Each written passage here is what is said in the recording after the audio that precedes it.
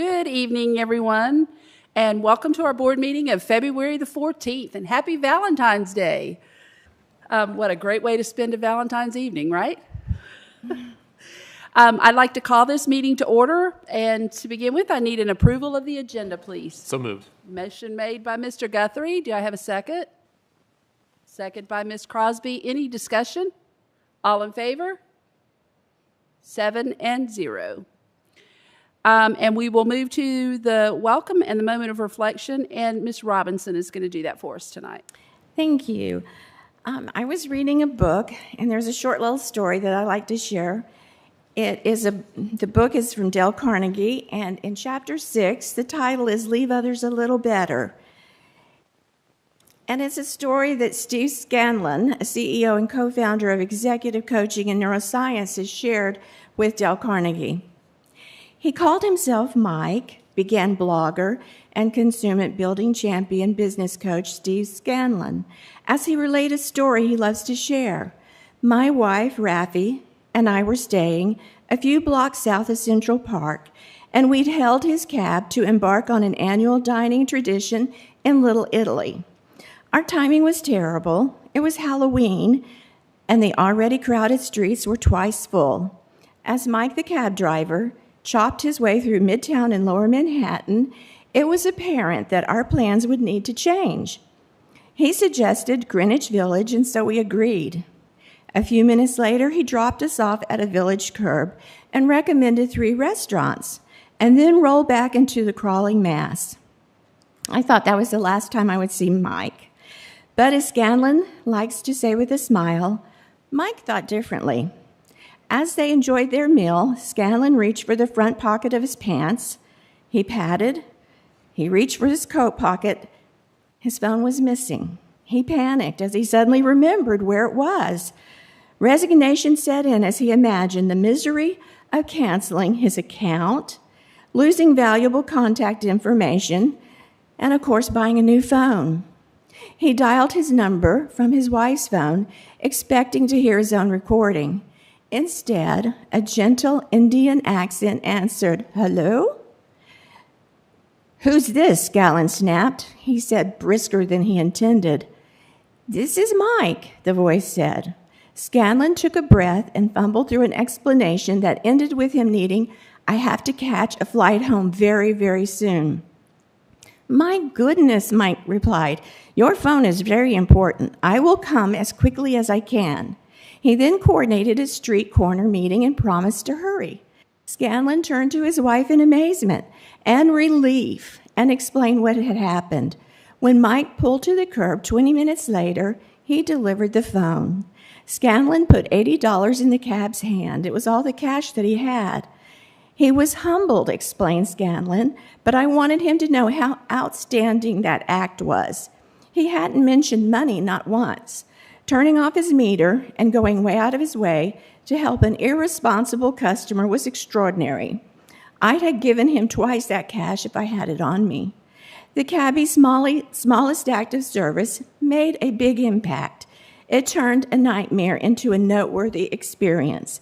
It is the foundation of leaving others a little better. And it just made me think that we should all each day try to leave others a little better. Can we stand for the national anthem?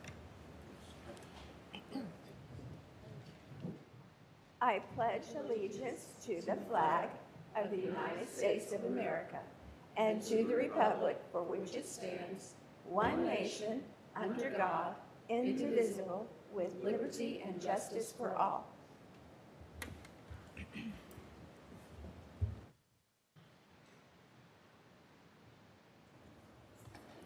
Thank you, Ms. Robinson. Now, if I could change the agenda just a little bit, skip down, and because next on our list is our school highlights, and our person who is going to be featured in our school highlights is running a little bit behind time. So if we could move on to our public comments on agenda items. And I have one public comment on agenda item, and that is Mr. Jim Johnson.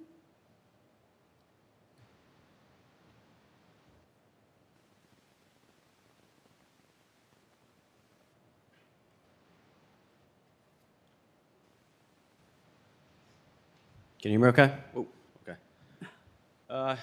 My name's Jim. I wanted to make some comment on the test to stay protocol that started today in Dorchester 2, and I want to tell you that I think it's backwards. While I applaud the, wanting to keep kids in school because a lot of them are being quarantined when they're healthy, I think it's backwards. My kids have been quarantined because someone apparently in their class was tested positive, and the fact that kids now have to prove they don't have COVID to get back in school, I think is backwards. You're taking parenting away from the parents, and you're assuming every child is infected based on some arbitrary distance dictated by DHEC, CDC, or wherever you get your guidelines from. And I think it's wrong. I don't think kids should have to prove that they're not sick to come back to school, okay? It's just backwards, okay? All the mitigation measures that you've all had in place for 2 years since the beginning of this nonsense started with masks, plexiglass walls on desks, masks on buses, air purifiers, nothing's worked because it's the flu. And now you're assuming everyone's infected because they're within 6 feet of their classmate who may have tested positive. And it's not right. It's not right at all. You got kids who can't do after-school sports because they, for some reason, when they're outside, they're infecting the entire team, even though they're outside. And so I think you need to do away with the test-to-stay protocol completely and let parents be parents. And if their kids are sick, let them keep their own kids home from school. When my kids are sick, they don't go to school. It's that simple, I mean, when does this madness end? When does it end? Seriously. I mean, these are arbitrary guidelines that you're getting from DHEC, right? But we don't elect DHEC to represent us for the school board.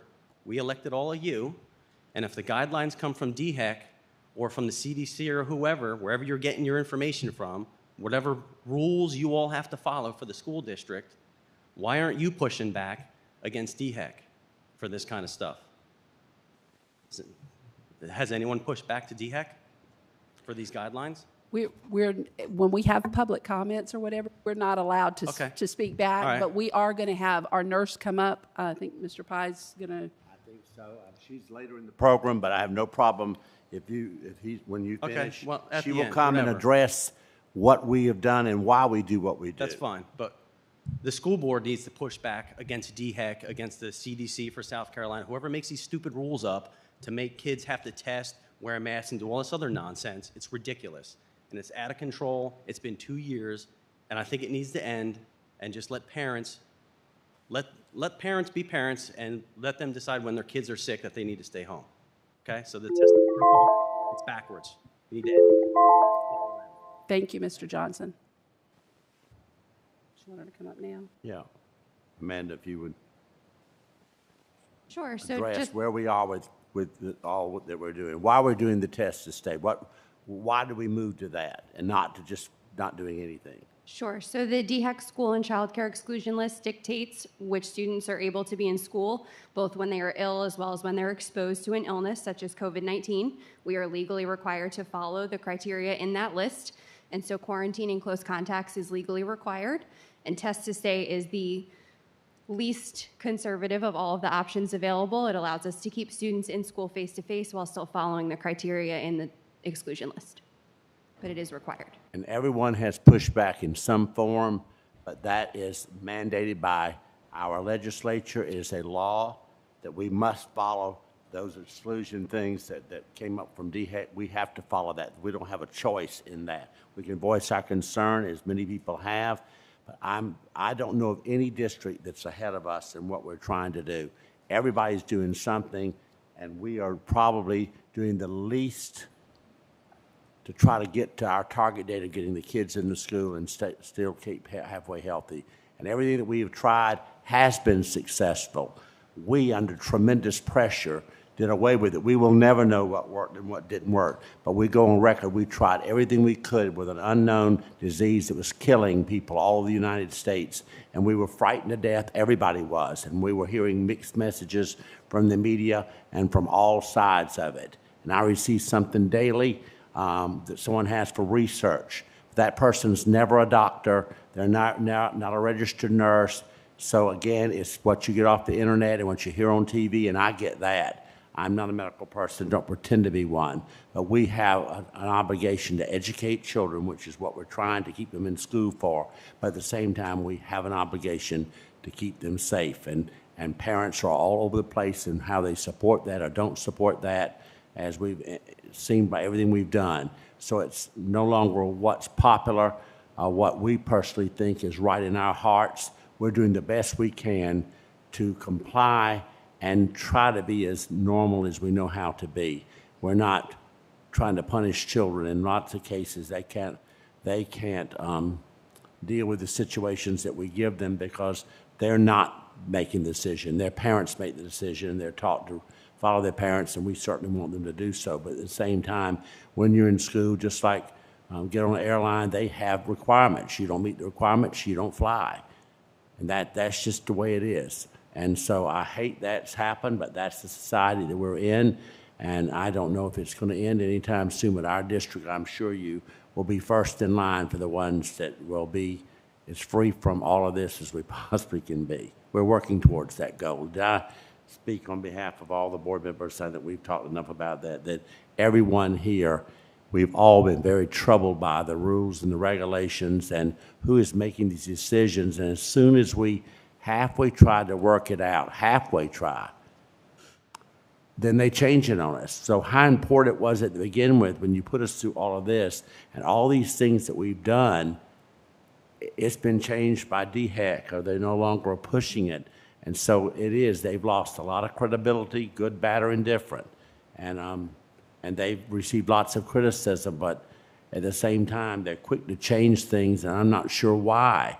If you wouldn't change it 2 weeks ago, why are you changing it tonight? We get things on a Friday. Here's the new rule. So we're gearing up to start it on Monday. And then on Saturday, we get something different. And doggone, on Sunday night, another change. And it's so confusing, and we've had to change so many things. It's been ridiculous. So I understand your concern, and I know that from all the parents, but trust us, we're just as concerned. And we're in a leadership role, but we cannot disregard what we're told we have to do. I mean, we're bound by law. And so I would suggest you appeal to your legislative people that they need to take away the rules and regulations they made. If they're not going to support DHEC, then come out and say, we're not supporting it in South Carolina, so you can have all the rules you want to have. I don't know if that's would then be a problem with the federal government. They're all at odds with each other. You never know who's doing what, to what, and for what reason. But I would start with that. I'd voice my concern with them. I think you can voice it all you want to DHEC. It doesn't make any difference. That's what I've learned the hard way. Thank you. Madam Chair, can I ask her a question since, okay. Just to try to clarify, because people are still confused, and it is confusing. It's very. My first question, is it true that in 1 week, DHEC changed the rules on our school districts across the state 3 different times? Yes. So that is true? True. Okay, is it also true that they are guidelines? That they are guidelines? So the DHEC school and child care exclusion list, which covers both COVID-19 illness as well as exposure, is not a guideline. It's a requirement. We have to follow it. It's not a recommendation. The DHEC school and child care booklet contains all of the requirements from the child care list, as well as some additional information that can be taken as options, such as the quarantine model that a district chooses, which we've chosen Test to Stay. Okay, so they are guidelines, but by law, we have to follow guidelines. It's a paradox in a way. They're guidelines, but our legislators, is it true? Because I have heard that there have been local legislators that have told parents in our district, talk to your school district, they can change this. Is that true? Can the school district change this? So we can't change the requirement to quarantine students, but we can choose which model we use to do so. So that's where some of those options come into play. The fact that we have to quarantine students is a requirement, but what model we use to do that is our choice. But it is the law. Yes. That we follow the guidelines, and we are doing the least conservative guidelines right now for our children. And just know that most of the board members No, we have to comply to the law, but that doesn't mean we like it. And I would like the parents to know that as well. Thank you. Ms. Crosby? One thing I think that's confusing is they give us guidelines. Guidelines are not mandates. We're not mandated to follow those guidelines, correct? The DHEC Yes. school and child care exclusion list is the law. We are required by law to follow it. But a mandate is the law, right? So, I can certainly defer to Ms. Graham if she can maybe explain the particulars of it a little bit better. Hate to put her on the spot, Ms. but Crosby, the DHEC has guidelines, but the governor says that we have to follow the guidelines, which makes it a law for us. That's where the law comes in, even though it is the guideline and it is listed as a guideline. The governor says we must follow DHEC's guidelines, so it's a law for us. Yes, that's correct. The state statute orders DHEC to create regulations and a school exclusion list, which says when students can attend school and when they have to be excluded from school because of illness or exposure to potential illness. And so through those statutes and regulations, the school exclusion list is state law, essentially. But the other information that they release in their guidance is guidance for the district that we can choose to use or not use. But the school exclusion list is required by law, so it holds the same authority as the law. Any other questions, comments? Thank you. Thank y'all. Thank you, sir, for bringing the topic up. Okay, we're going to move on to the approval of the minutes. Board members, in your packets, you should have received the meeting minutes for January 24th, February 3rd, which was a called meeting, and February the 10th, which was also a called meeting. If I could do this in open session, I'd like a motion to approve those. Motion made by Mr. Mitchum. Do I have a second? Second by Mr. Farnsworth. Any discussion? All in favor? 6, 7. Ms. Crosby, you were not at one of them, correct? I think on the, okay, and I think Ms. Crosby was not at the 10th as well. Am I correct? Yeah, I think it was the 10th. So,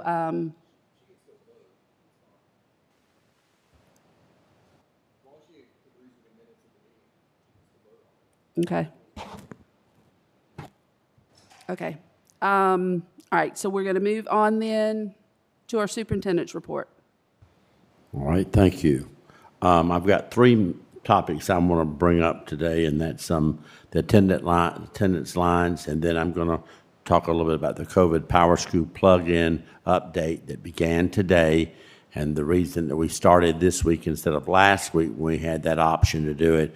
We needed to get prepared to make the monitoring process work. And I do want to say before he gets up here, in case I forget, there were like 10 districts around the state that are looking at trying to monitor better and to do this before they actually implement what we're doing here. And just like we are doing, we were late to the party, but we're very aggressive and very assertive, and we've been one-on-one with the developer of the Power School program, one of them who's helped to design this program around the state. We are the first district in South Carolina to roll that out today, first one. So we're might be the guinea pigs, but this gives us a chance to have the data that we need to be able to monitor it. It's taken a while. There's still some glitches, and we know it will continue to be a few, and they'll address some of that when they speak in just a minute. But to move on first, I want to talk about the attendance lines. As you know, we hosted 2 attendance lines meetings in January, one at Gregg Campus and one at Oak Brook Middle, to receive input from our parents and community members. Based on that initial draft that we put out as a proposal for the new middle school attendance lines, well, it affected 4 schools because matter of fact, all the students at the new school, I think, attended Gregg. So we would be moving out all of Gregg to house the new school, practically emptying our largest school. Well, while other schools remained at and above capacity. So we worked with Alston, DuBose, and Oak Brook Middle to make some minor changes to help them based on growth that they have, predicted growth, and the amount of space they have with capacity. We watched all that. River Oaks is pretty landlocked and was not involved in this, and neither was Rawlings, since they're at a large, all-district-wide school, so they weren't affected by a particular attendance area. So we did the four, and we felt we did a masterful job as all of us met, principals and district office staff, and we hashed this out. Then when we took what we thought was our best shot to the public, we realized that we wanted tweaks. If somebody could, because they're the end users, and they would tell us if we misjudged on what transportation told us about the bus routes and time saved and distance and those things. And we had a lot of people reporting things, and a lot of it was not true, but we still checked it to see if it was a problem. And again, we didn't want to put any more students in the new school. We have to keep it low because we already know a potential 10,000 homes that are coming to the East Edisto area, all zoned to the new school. So when those students come, at some point, another middle school is not in sight, we will then have to backload students back to Gregg, back to Austin, filling them to the brim so that the new school can continue to grow and receive new students as long as we possibly can.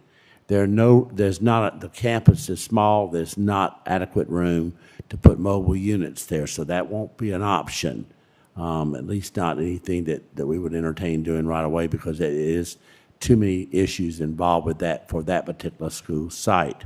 So with all that said, the district team took together all the conversations we had. We had 25 parents between the two meetings. We had 7 in one and 18 in the other. We listened to their comments, and we kept a record of them. We also used our Facebook account and also our website to gather information from there. We had not very few of any comments. They were early in the beginning. They were emphasized in those meetings. Nothing new surfaced. And nothing since we announced last Thursday night that we have a proposal to bring to you tonight based on a few minor adjustments, and we shared on the website what those are, and we had them listed in the neighborhoods, and they're in red which ones might have been changed. And we've not received any comments as of tonight from anywhere, any source. So we know they've been contacted numerous times. It was on television this morning that this would be happening tonight. So I guess you have to assume that we did it real well the first time around, and the input was seriously taken, and if it was halfway valid, we were able to do it. Again, hundreds more could have been moved because a new school is always a favorable school to go to.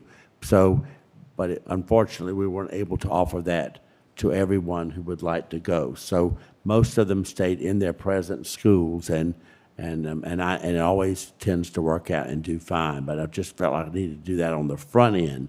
But Ms. Ratcliffe is here as our secondary executive director, and she was in charge of the team doing this, that included myself. She's going to provide you with our final recommendation for the middle school attendance lines. Thank you, Mr. Pye. Good evening.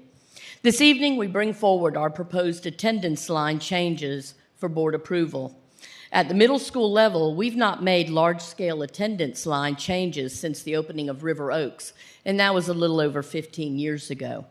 And like Mr. Pye said, this process has been a lengthy one, and we've involved our district team. That team includes, of course, Mr. Pye, Ms. Goodwin, our assistant superintendent, Mr. Wyndham, our director of community planning, Mr. Shope, our director of transportation, our middle school principals, Ms. Estep, our executive director of elementary schools, Ms. Passmore, our acting director of public information, and Kelly Purvis, our assistant director of secondary schools. So like Mr. Pye said, it has been a total team effort to make sure that we get this right. We've included our community through our 2 public input meetings. Also, we've included all attendance line information on our website. And as we looked at developing these attendance lines, this proposal, we looked at different considerations. We looked at the capacities of our schools. We looked at our current enrollment. We looked at our projected enrollments. We looked at our current class sizes. We want to make sure that we try to move as many students into the school and out of our mobile units. We looked at our bus travel times. We looked at traffic patterns. We looked at county and city planning for our new housing developments. We wanted to make sure that we had standardized programs in all of our middle schools. And we wanted to impact the least number of students. And that's a big ask when you look at making a change and opening a new middle school. So based upon the input that we've received and the blessing from transportation, we did make a slight change, a tweak in the original proposed attendance line. And there is the actual map. But when, if you will, Ms. Smith, there you go. The neighborhoods that we have moved, and they're in the red up there. We moved Ashboro, Colonial Village at Water's Edge, and the State Park area. All those are located on Dorchester Road, on the left side of Dorchester Road. And we moved those to the new middle school. All other neighborhoods are going to remain the same. So that is the only change that we made. As far as after our meetings and the input on the website.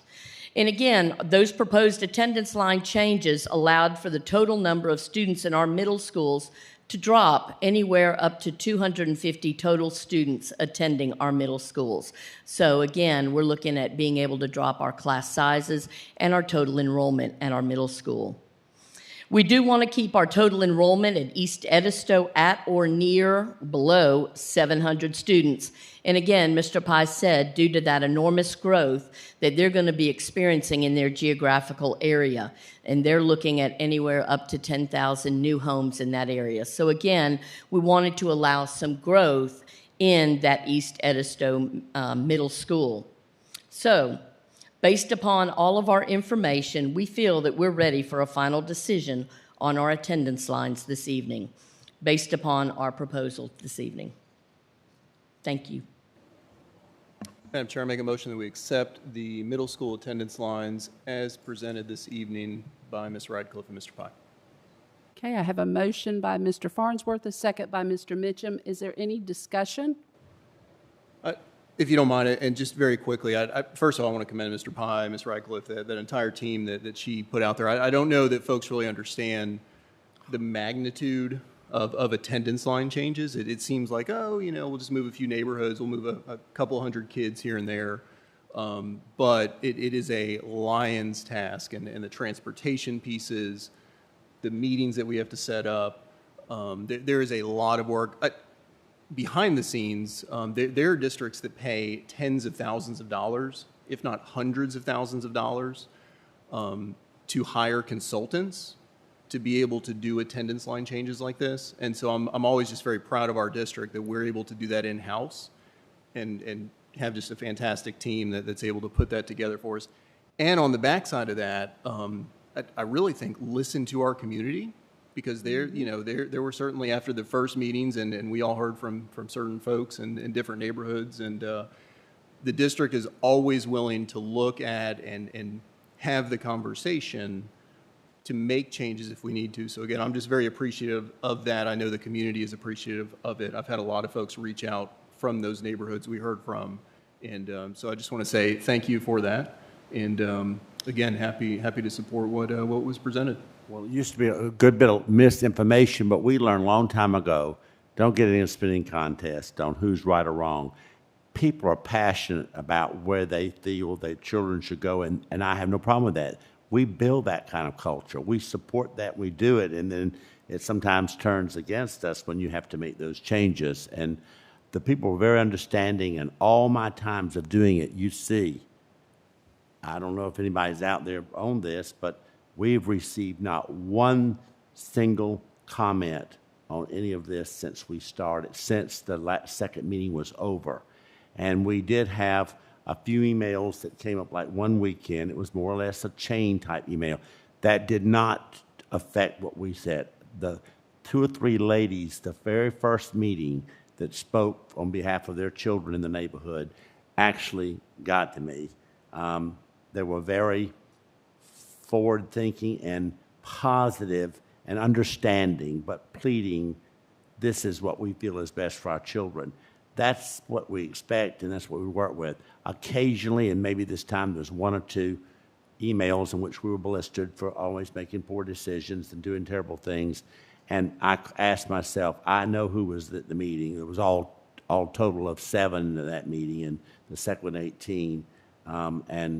And I said, well, if you had been at the meeting and heard the explanation, the things I'm being accused of, or we're being accused of, you would know. It's not worth getting in that kind of thing because, again, I have to accept if it was my child and I'm the parent, I'm going to question too, so just get ready for my questions. And there's nothing wrong with that. That's why we have the meetings, because we don't want people to feel done unto, but they have to understand it's not just a matter of you get to pick where you want to go. There's a science behind it, and we've done this. I've done it personally probably 10 times, and I'll be honest with you, I feel very successful on all of them, and no one has ever approached me after the attendance area changes the next year to tell me this was awful, my child's life's ruined. It's just the opposite. Mr. Pye, I didn't believe what you said. I am thankful that it worked out the way it did, and I have to tell you, I commend y'all for always putting children first, and we try to do that. But again, if they're going to be separated from their friends or whatever, that was not the criteria. That's a given that we can't control. That takes it too deep in the weeds. But the basic things, there's fairness and equity, and we don't go by the neighborhood that sends the most complaints. Let's move them and shut them up. That it doesn't work that way.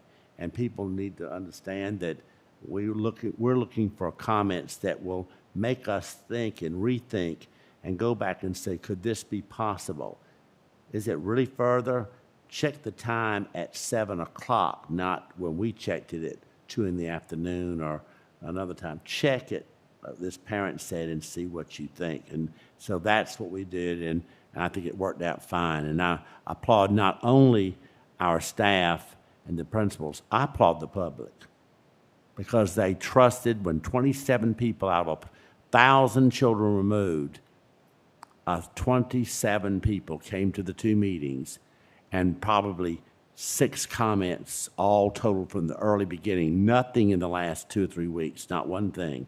I guess 2 Saturdays ago we got from one neighborhood some emails, but other than that, we just said you did. I think you said we have not addressed this. One of the board members commented and said, hold your horses. Nothing's final here. So just keep expressing yourself, but stay positive. We're not trying to do unto you. We're trying to help you. So keep it on a good playing field so we understand. And they listened. And so I want to applaud our parents for working with us to offer the very best we can with the challenges we're faced with. Thank you, Mr. Farter. Any other comments? Okay, I have a motion and a second. All in favor? 7-0. Okay, please understand, I may get 100 calls tomorrow. You did what? So you should have called me the day before. So I'm sure there's somebody that somewhere did not hear everything that is going on, and they're going to get the hearsay part of it. I just hope that they'll come forth and let us have a chance to explain. That doesn't make it right for them sometimes, but it might help them to understand that no one was deliberately unfair to them or their family.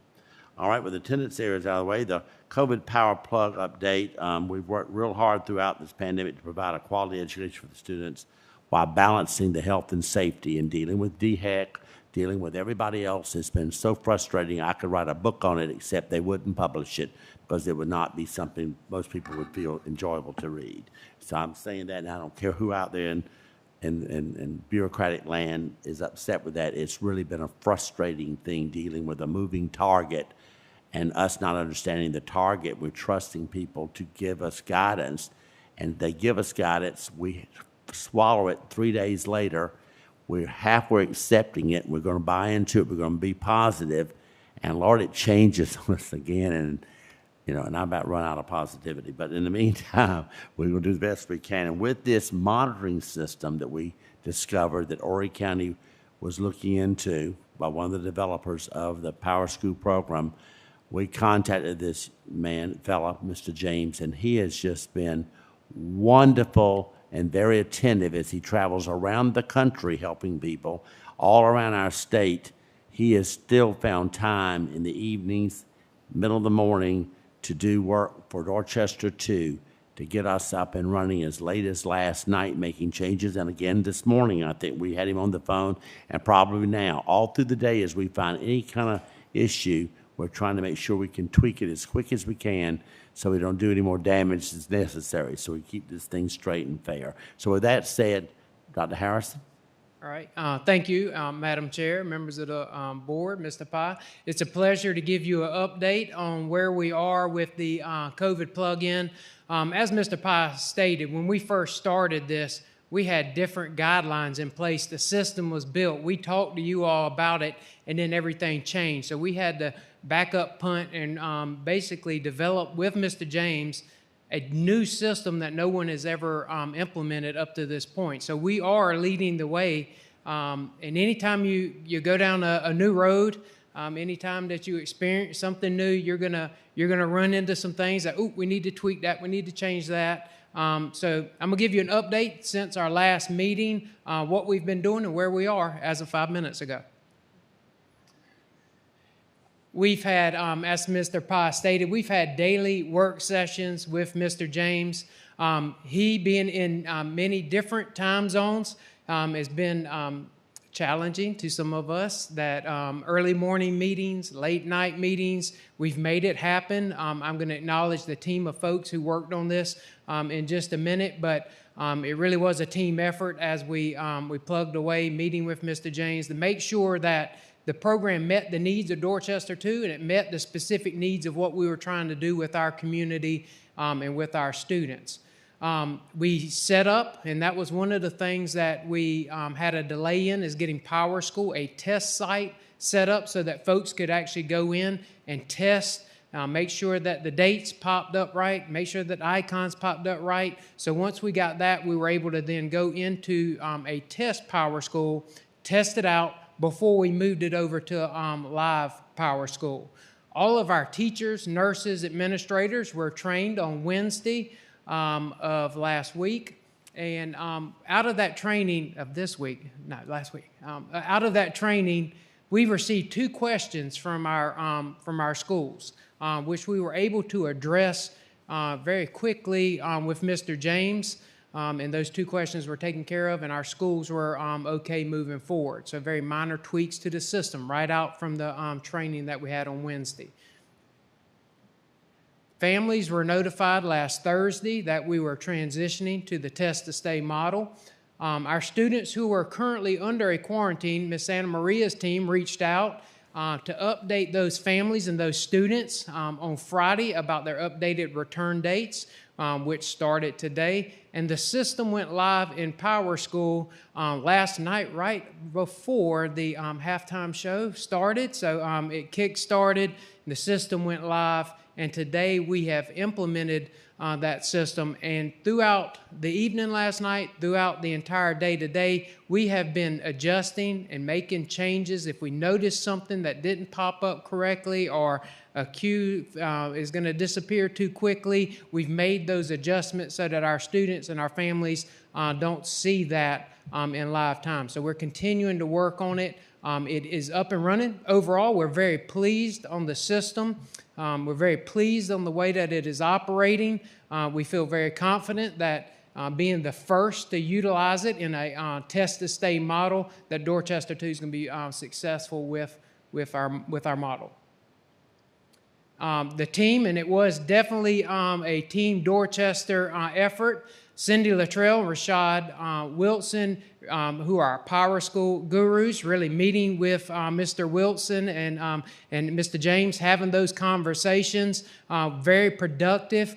Shelley Boswick and our technology folks, making sure that Canty was involved. Our technology team was involved to make sure that we were not missing anything on the technology side. Mr. Schmink, who you're going to hear from in just a minute about some data side coming out of the system and the reporting, Him and his entire team, great job on getting our data together so that we could put it in Power School, which he's going to talk about in a minute, so I'm not going to steal that thunder. Amanda Santa Maria and her services and the nursing team, really making sure that the dates are right, and I'm sure she's tired of explaining to me what a household contact without isolation is. We've done that probably 5 to 6 times, and I think I understand it now. But she's done a great job of teaching me that as we've gone through this system, and of course, Canty Technology.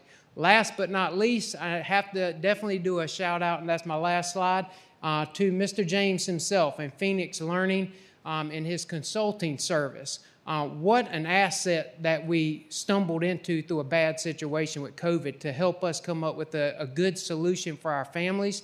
But this guy has all kinds of things besides COVID. He's going to be here spending the day with me Friday, and we're looking at CTE and how he can pull data out of CTE and out of Power School that our schools are doing by hand. The 2 or 3 people at each school are putting information in that he has a report, can pull it out, spit it back into Power School in the format that we need it, and it's going to save folks a lot of work on that end, as well as have accurate data because it pulls it right out and puts it where we need it.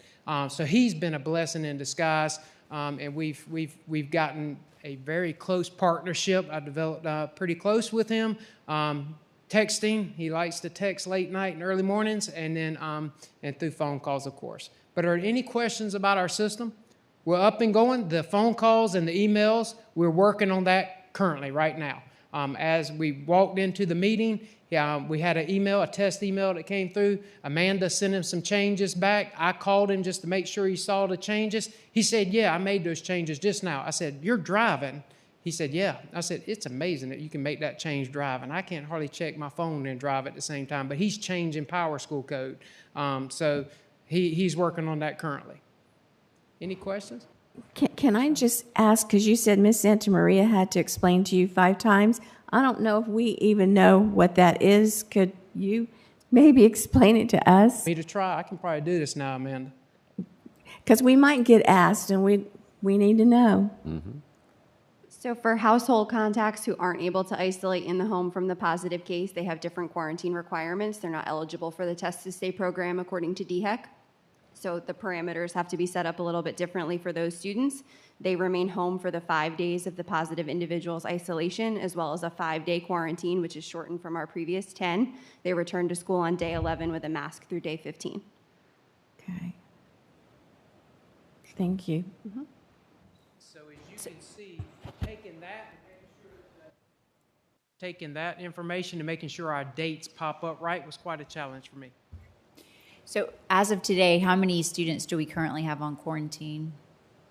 We're still trying to work through what that actually looks like, since so many students were reduced down to the Test to Stay program. Not everyone was able to take advantage of that just with the short window of time for the testing. So we probably still have roughly about maybe 150 students who are now in their day 8 through 10 and have not submitted negative test results. So we would still consider them to be under quarantine. All other exposed students are clear to be at school until that day 8. Pretty good. That's good. That's great. Yep. Okay, Mr. Schmink is going to come up and talk to you about some data aspects of the program, and turn it over to Mr. Schmink. Thank you.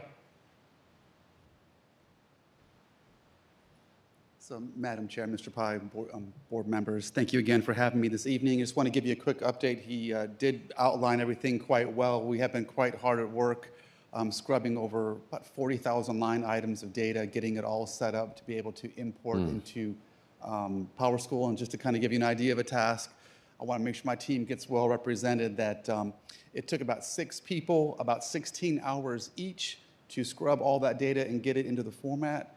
So we do apologize. While we've been scrubbing data, while we've been maintaining the current COVID charts and data on the live website, if you've noticed, there has been one casualty to that, which has been the year-to-date student information on the website, and we apologize if you've gotten any emails or complaints about that. That is the slight casualty, because as we talk with Mr. James, we're constantly saying, well, we would like this. Can you automate that? And then we kind of back and forth, which changes the data, which changes the formatting. hopefully the idea is that it's going to lead to a much greater place where not only will the data be cleaner and more automated, but it will also save the input person time, the processing time, making things more real time. So we apologize that one point of data has been absent for about a week or so from the website. And without getting into too many details, it's kind of like trying to change an engine on a plane that you're flying in the air. You got to unplug something to get, to replug something back in, and that was sort of the one thing. We had the data sort of historically saved. We had to put it in other places. At one point, we had like 2 or 3 different scenarios going, and we don't ever want to put out information that would be inaccurate or incorrect or inflated or deflated.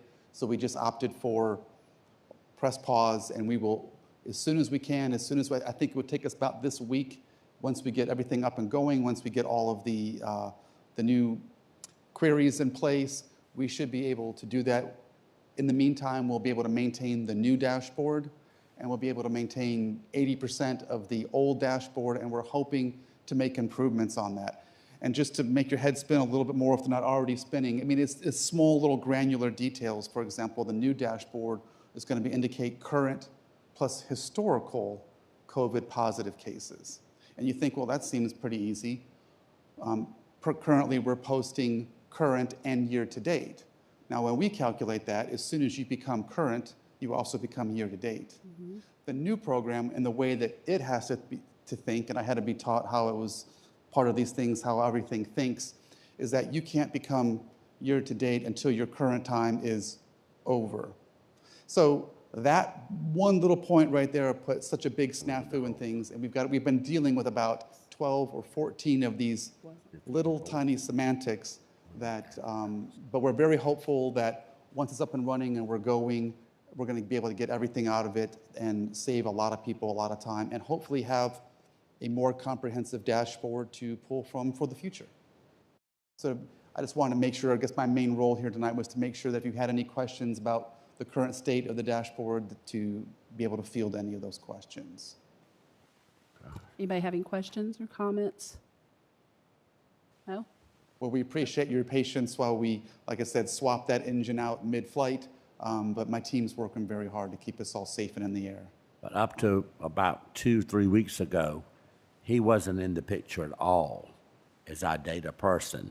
That's what we realized. He has to get involved. This is greater than just, and then the nurses cannot continue working to 2 a.m. in the morning, Saturdays and Sundays, and us have data that's 24 hours late getting out to the public perhaps, and not all verifiable at times because of the different things going on at the different school sites where everybody's putting the information in, and it could be different. That's why we felt like we had to have it all united, universal, and we would start doing a lot more at the district level, a central place of getting that information into these spreadsheets or whatever we're going to do, so they have true meaning and we can analyze it, and it helps us in decision making. Yes. Thank you very much. Yeah, I think we're just all ecstatic because we don't have perfectly healthy children sitting at home not being able to be in the classroom. So we're thankful for everything that all of y'all have done and are continuing to do to make sure that our kids are where they need to be, and that's in the classroom. So hopefully all of this will go away soon. We've been praying for that, for 2 years? But hopefully it will go away soon, and maybe we can use this dashboard for another great thing that we need for our schools. So, but thank y'all all very much. We appreciate it. Thank you very much. All right, now the third thing, lighter note, is the pandemic bonus update. All of us are very excited here in the district office and around the schools, as evidenced by a lot of the emails that I've received, and I'm sure you've received some too, in which people are just ecstatic over what we're trying to do for all of our employees, as many as we can. And when I say all, there are a few exceptions where it didn't qualify, but we're talking about 99.9%. It's really that far-reaching of our permanent folks and our permanent part-time, some temporary.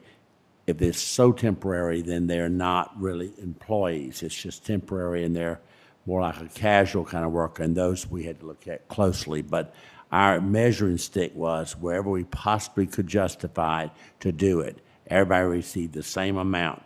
And I want to thank the board for the courage of knowing how desperate we need new roofs, we need new this, we need new that, and to have $7 million in carryover funds from last year that we have to spend unless a proviso is put in place soon for our general budget cannot exceed, our fund balance cannot exceed 15%. And that we're over that. And these are the funds that were calculated to be over. So they're carryover funds that had to be put into the general budget, which makes it free for us to spend with all the many expenditures and things we have to deal with. We really wanted to use ESSER funds. We've tried everything. As the gentleman asked, did we lobby DHEC? Well, we sure lobbied the ESSER people. We want to try to have, get that money to help anything that was a casualty to the COVID problems that we had. And certainly our shortage of employees and them being out has really been a result of mostly of the COVID experience that we've been going through. But I appreciate you willing to do that, trusting us to try to work that out for our employees and valuing the fact that no roof, no air conditioning system is as important as the people that work in those environments.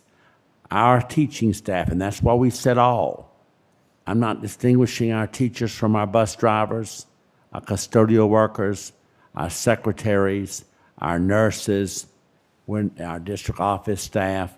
Everybody at different levels are playing different roles, all holding hands, guiding us through the storm as we go into uncharted waters, trying to do the best we can with, like I said, a lot of poor information and changing decisions every other day. It just keeps us so confused. And remember, the ESSER funds are federal mandated type things. So again, they're subject to whatever the government has on their mind at the time. So that changes also. But we continue to lobby, and when we realized we could not use those ESSER funds, because if we could, trust me, I would be coming to you asking for millions more, and the amount would have not been $1,500, it would have been $3,000, maybe $5,000. That's what I wanted. We're giving away all we have to give. There's no more money there, and I wanted to let the public know what a stand you took and to make this happen for them. And I so appreciate your support on that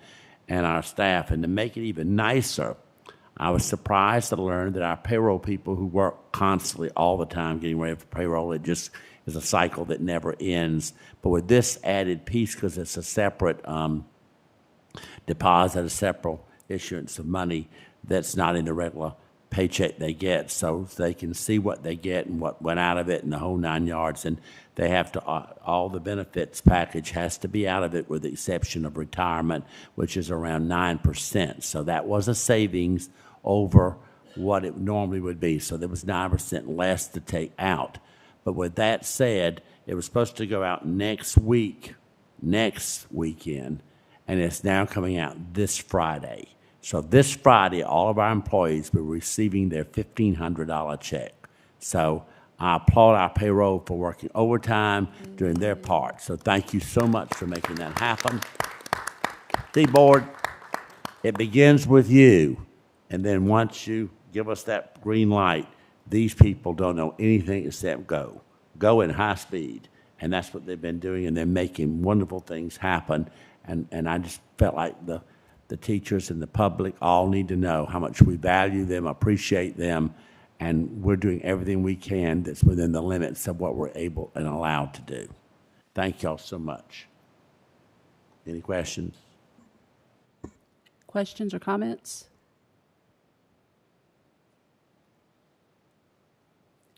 Thank you very much.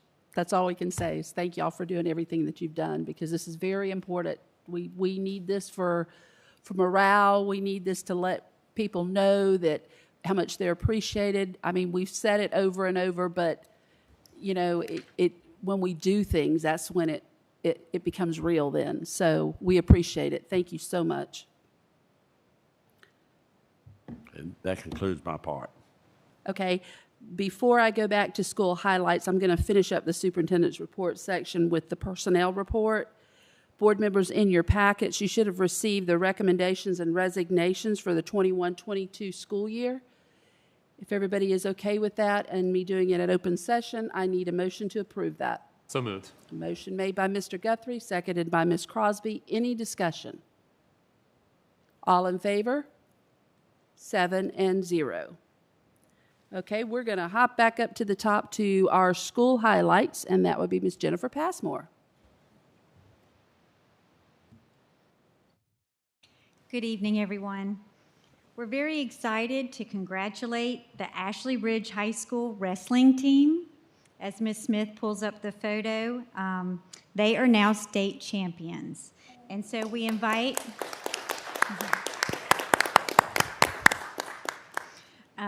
everyone to tune in next week as there will be a special recognition for that. Also, today is a wonderful day to highlight the partnerships Dorchester School District 2 builds in our community to enrich the lives of our students, families, and our neighbors. On behalf of Dorchester School District 2, thank you to all of our business partners and community organizations that work to support this mission. Here tonight is David Powell with the Rotary Club of Somerville. He is here to share with you how our partnership is making an impact to address hunger in our community. Please welcome David Powell.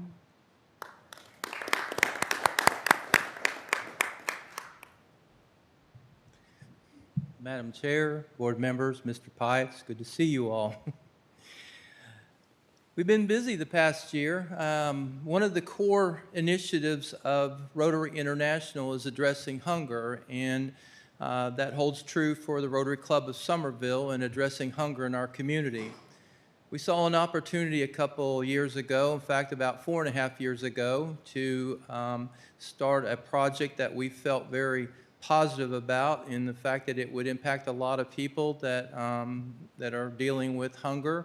Would also educate students on the importance of reaching out and helping others as well. That project was called Kickoff to End Hunger, and that project was simply a competition that was held and has been for the past 4 years, a competition between Somerville High School and Fort Dorchester High School to raise and donate canned goods, non-perishables, between the two schools. It's held in the fall, 2 weeks prior to their rivalry game. And the idea behind it was to see which student body could raise or donate the most canned goods. I am thrilled to say that this past fall, that between the two schools, over 8,000, almost 8,400 cans of food were donated by the two student bodies, which equates to roughly 6,300 pounds of food. That food, those cans, remained with the two schools to replenish their pantries. I understand that Fort Dorchester actually had a day on a Saturday where they handed out a lot of that food to members of the community, and I think that's wonderful. The picture you see there this past fall was the trophy presentation, and I'm pleased to announce that this past fall, Somerville High School won that competition, and we are thrilled to death with the effort that both schools put into it. I can tell you that the first 2 years Fort Dorchester won it, and the second 2 years it's been Somerville, so this coming fall it should be real interesting to see what happens. It's a win-win for everybody. It's a win-win for the schools, it's a win-win for the community, and certainly the Rotary Club of Somerville feels privileged to be a part of that. Our next project was one that I reached out to Mr. Pye about a little over 3 years ago, and with the idea of conducting what we call our meal packing event. And I don't know if Mr. Pye remembers our conversation. Oh, yes. But one of the, as I described it to him, he was very excited about it. And I asked Mr. Pye, I said, what would you like to name this project? And I remember right. referring back to the kickoff to end hunger in the fall for football. And just like that, he was like, it needs to be strikeout to end hunger for baseball season. And so that's what we named it. We named it Strikeout to End Hunger. And the premise behind this is working with a nonprofit organization out of Iowa that provides the food that we pack. It's primarily rice and beans with seasonings, and we pack over 10,000 meals. Now, this past Saturday, we conducted our third annual Strike Out to End Hunger meal packing event, and we had over 70 volunteers. We actually had volunteers from the Fort Dorchester Beta Club come and help this year, which was exciting.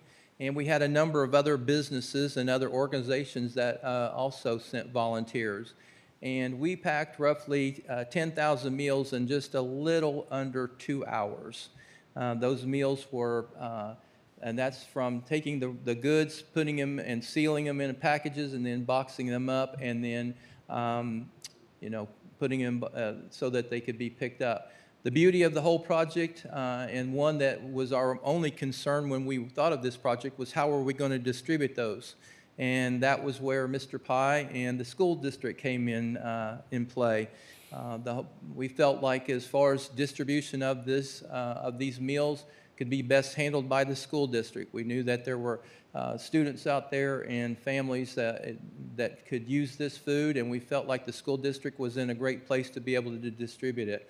And I am pleased and honored for the privilege to have collaborated with the school district over the past 3 years on this endeavor, and we thank you very much for doing so. David, I'm surprised you didn't let us know, because I enjoyed helping that year. You know what, Barbara, quite honestly, I guess I just didn't think of it. I apologize for that. We posted it on our Facebook page, and but we had, like I said, we had 70 volunteers, and I know in years past you've been there. In fact, several of you've been there, and we were pleased to have you. It wasn't that we wouldn't have appreciated you being there, but I do apologize that I didn't give you a personal invitation to do so. I won't let that happen again, Barbara. Anybody have any questions or not? Anybody else have any questions or comments? David, thank you so much. You all Tonight is just full of good news, so we appreciate especially the partnership with the Rotary Club. We've been working on partnerships within our community, and this is a great partnership that we've been doing for a few years now, and we appreciate everything that you're doing for our community with the Rotary Club and now partnering with us so that we can help our community. Thank you so much. Thank you very much, David. Mr. Pye, thank you. It's always going to be Strike Out to End Hunger. Isn't it? And I appreciate all the partnerships we've had with Rotary on various initiatives down through the years, both the Somerville Club and the Oak Brook Breakfast Club. Just fantastic. The Rotarians are there to help, and they've all embraced Dorchester, too, as a place they want to work with us, and they've expressed that as you sought me out to do this. And so it turned out I didn't have any idea what to expect, and asked lots of questions. And like, what happens if I can't find a home for this food? I don't want to be responsible for a bunch of food, going bad in the warehouse. But no, we ran out quickly, and people were begging for more. We could have had 3 times this stuff, and still within a week, all of it had been dispersed. So there's such a great need in our community, and I'm glad we can do our part. And we have all these food banks or what have you, closets in our schools, especially the high schools, and they're looking for ways to put things in there. So this is wonderful. It's open. Students can go in on the honor system, take what you need, put it in your book bags. Nobody's monitoring you. No one knows what your need might be. And, so you take 5 and you really should only take 1. If you're going to eat the 5 and you need the 5, eat them. That's what the food's for. We want to help you. So I know we've helped many a family sort of through the back door, and I just appreciate that y'all are standing there to help us provide the food so we can make sure it happens. Thank you so much. Okay. We are going to move on now to new business. We're going to begin with Ms. Tina Meunier. Okay, good evening, Madam Chair, board members, and Mr. Pye. This evening, we bring you a resolution for your consideration to reappoint the members of the Growth Board for another 3-year term, and also to expand the number of directors to serve on the Growth Board. As you recall, the Growth Board, the Growth Foundation, is a nonprofit corporation that was formed in 2004 to provide funding for Dorchester 2's capital improvements program through an alternative funding method. Growth stands for Growth Opportunity Without Tax Hike. Growth issued the installment purchase revenue bonds to provide funds for the construction of Ashley Ridge High School, Eagle Nest Elementary, River Oaks Middle, and William Reeves Elementary Schools. The district is making the payments on those bonds, so that's sort of the alternative funding method. Unfortunately, that state law is no longer on the books. We're not able to go with that funding method anymore, but we took advantage of it while we could. So the Growth Board was established to oversee those bonds and must stay in effect until the bonds mature in December of 2030. So per the bylaws of the Growth Nonprofit Corporation, the school board must appoint the Growth Board members. So at this time, I'd like to present the 5 current members to be reappointed for another 3-year term, being Carolyn Howard, Fran Townsend, Bo Blanton, Buck and Abbott, and Harry Blake. We'd also like to present as an additional board member, Allison Duke. Allison has extensive knowledge of the bonding process and has been involved with Growth since its inception. Now that she has retired and has plenty of time on her hands, the Growth Board chair suggested that we ask her to join the Growth Board. After talking with all these wonderful folks, they have agreed to serve again. So if you are in agreement, we can read the resolution. If you so choose, ask you to adopt the resolution this evening. Do you need a motion for that? Yeah, we need a I would motion. like to make that motion. Okay, motion made by Ms. Robinson. Do I have a second? I'll second. Second by And just a Mr. quick Farnsworth. question. Do you know ballpark what we still owe on those bonds? Yes, 103 million. Are those, I think we did this a year or two ago. Those are able to be refinanced as interest rates are applicable? Correct. And we did that advance refunding during the pandemic, and we're able to save another $7 million on that for the advance refunding. Gotcha. So that number will drop in December of 2023 as well. And again, I don't mean to go down a rabbit hole, but I haven't looked into the Growth Board in a while. The original formation of those bonds, did the state essentially give us funds to repay that bond initially? Not to my recollection, but that was, I can ask Allison. I don't have that answer right now. Okay. I can look into that. I don't believe so, though. I think that we've always just been making the payments on that. Gotcha. That makes sense. And essentially, it's just bonds that we were able to float rather than do a referendum. Correct. So we were able to do Because those the in-house. referendum did not pass at that time, we were able to get these bonds through that funding method to where we can make the payments through the nonprofit corporation. Perfect. Thank you.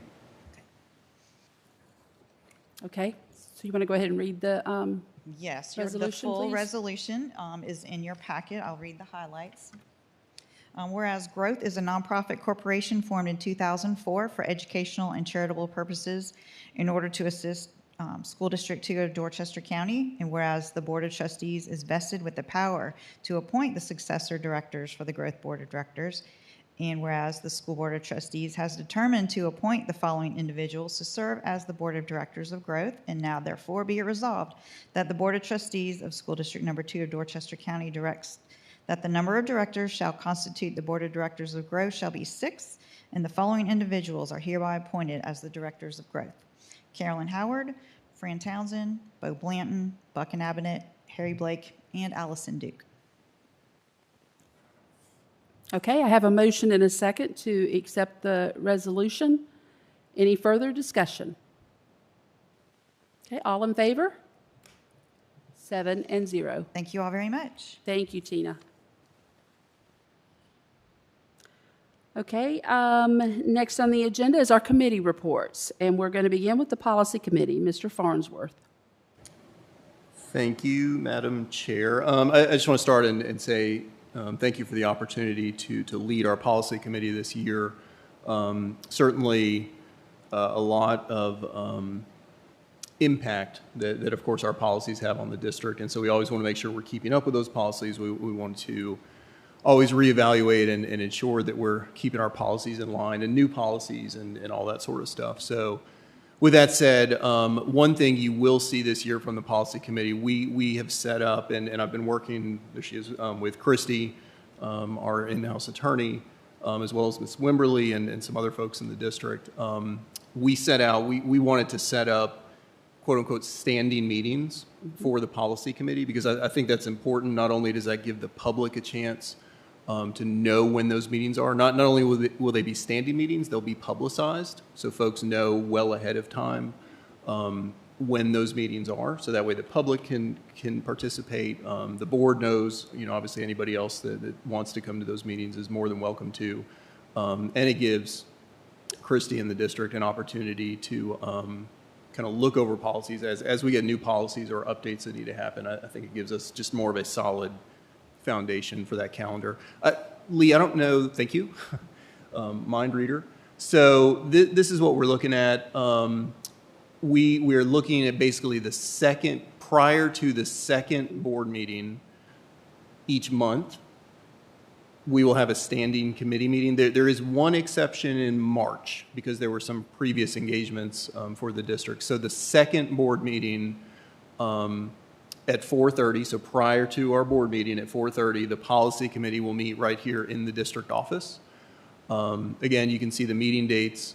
Those meetings, the agenda for those will, of course, be publicized and put out to the public prior to those meetings, as well as the policies that we intend to look at. And so, again, we welcome and encourage all participation from both the public as well as, I would say, within the district. Anyone is more than welcome and encouraged to attend our policy committee meeting. So that's my update. Again, please take note of that. I don't know, Ms. Passmore, if we can put that on the website, please. So we'll have those meetings out there on the website, and then we look forward to having a productive year on the policy committee. Thank you. Thank you, Mr. Farnsworth. I think that's a great idea. It would probably be a good idea if we could do that with all of our committees and have standing meetings that way. I mean, I understand policies. We always have policies to review, so that makes it a little bit easier to do it that way. But even some of the other committees, we could lean that direction as well. But okay, next on the agenda is our budget committee. Mr. Mitchum. Thank you, Madam Chair. Just wanted to take a couple minutes. We are coming up on the board workshop or the budget time of the year, and with that we have a board workshop calendar that has been posted. I believe it's on our website. The first meeting is March 28th. Is that the same date as your meeting? That's good. Perfect.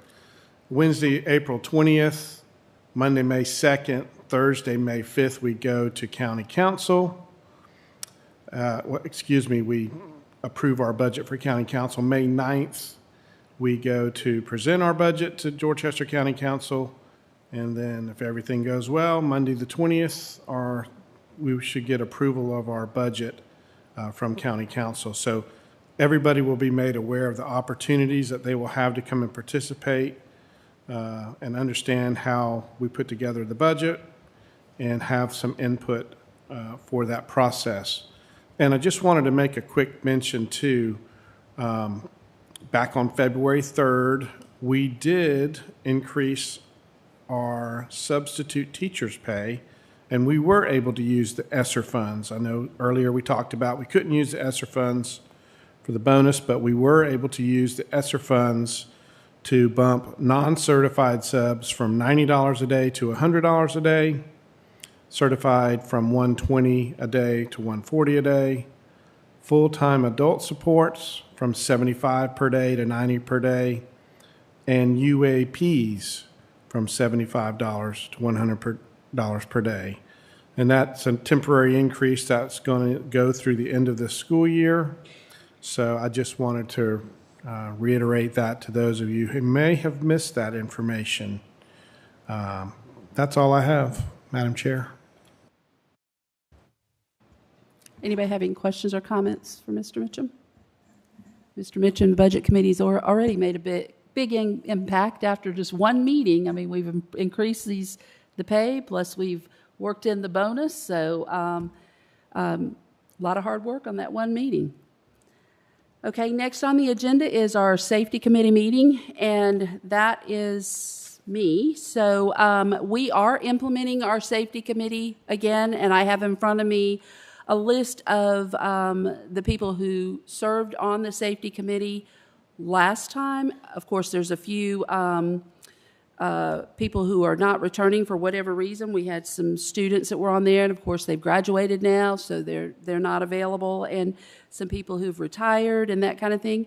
So we'll be filling those slots, and then we'll be sending out emails to all of these people to invite them to our first safety meeting. And again, that will be something that will be publicized, and public participation or public attendance in that is encouraged and appreciated. So anyway, that will all be on our website just as soon as we get the date and get all of this stuff sent out. So I just wanted to let everybody know that we are working on that and getting that implemented. Hopefully in the next couple of weeks we'll be having our first meeting. Okay, so moving on to other business and correspondence. Does anyone have anything for the betterment of the board or the district that they'd like to add to other business? Okay, public comments. We do have a couple of public comments, and we're going to begin with Jason Brockhart.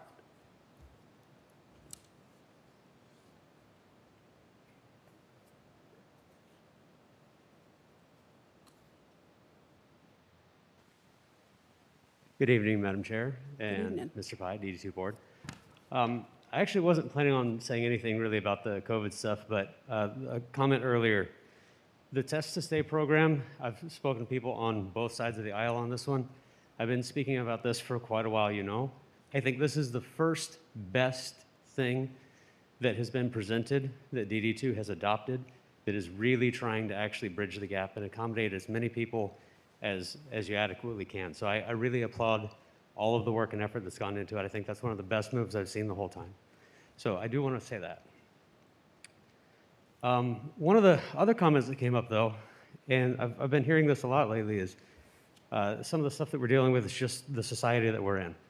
This is a little bit beyond the point, but I feel it's worth saying. One of the things that I've been noticing lately, and I've been speaking to a lot of people about empathy and care, and as a society, we seem to have a much better affinity for acute care than we do for prolonged care. People have a hero syndrome. We have a hurricane. We have a flood. People flock to go help everybody else. They want to be seen as the hero and the savior, but we have a problem it's prolonged. It's not flashy. And it takes a long time and a lot of commitment to try to do anything helpful. And our society doesn't really seem to support that very well. Some do, and it's a struggle. But it's looking at it from, it's the society we live in. It's the society that we perceive, that many of us perceive. And we really do start that on the person-to-person level. So the fewer times we can say that's just what we have and we have to deal with it, and more we say, well, we're doing everything we can to improve it. It's a matter of looking at it differently. All right, the big thing I want to talk tonight, we get to see just a little blip on there that says talking about resignations, recommendations. I know we've lost a lot of talent over the last couple of years. It's been really hard for everybody. There have been so many more resignations than what should have happened for various reasons. I don't have transparency to those numbers, so I don't know exactly what we're dealing with. I know a lot of parents would kind of like to know what we're really facing. We've heard some very good things. I love that you're doing everything you can to lump in some bonuses. You're getting temporary ESSER funds to try to boost the temporary help. And these are still temporary measures. I would really like to hear more of a plan, a solid plan. Appreciation is always great, but a solid plan for how we're going to triage the talent loss that we've sustained and that is probably coming in the next few years as well. So that's the big plan I would love to hear. And I know a lot of people would. And I know you're working on it. Thank you. Thank you. Okay, next up is Linda Enzor.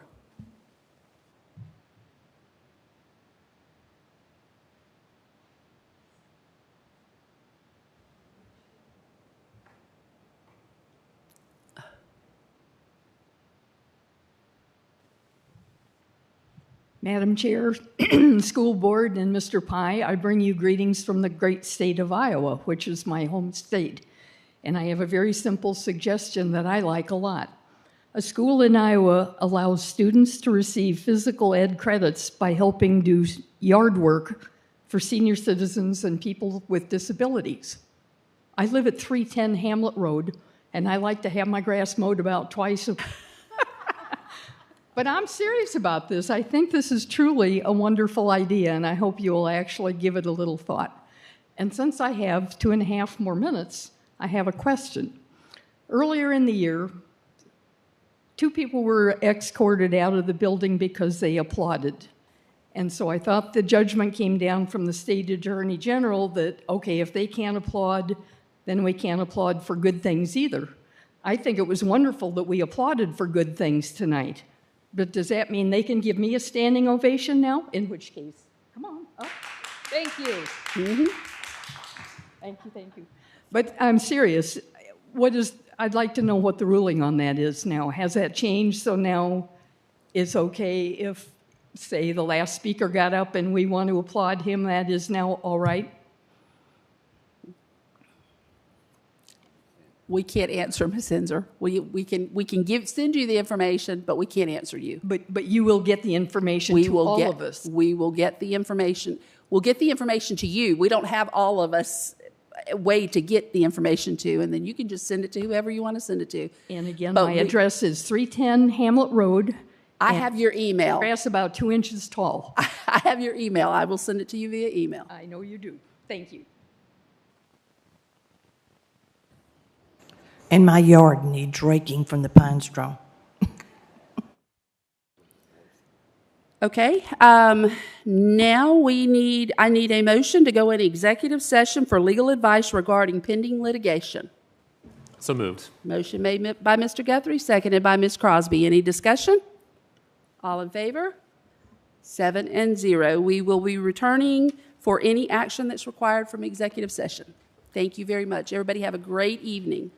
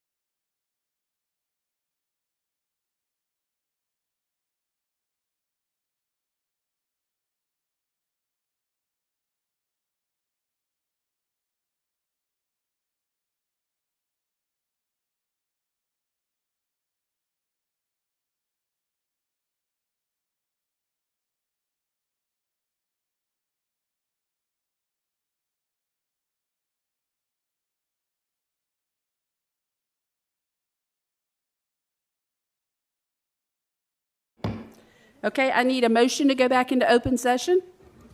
So moved. Motion made by Mr. Guthrie, seconded by Mr. Mitchum. Any discussion? All in favor? 7-0. Okay, we were in executive session for legal advice regarding pending litigation. There is a motion, I think. Madam Chair, I make a motion that we allow Mr. Pye and his team to enter settlement negotiations for pending litigation as presented in executive session.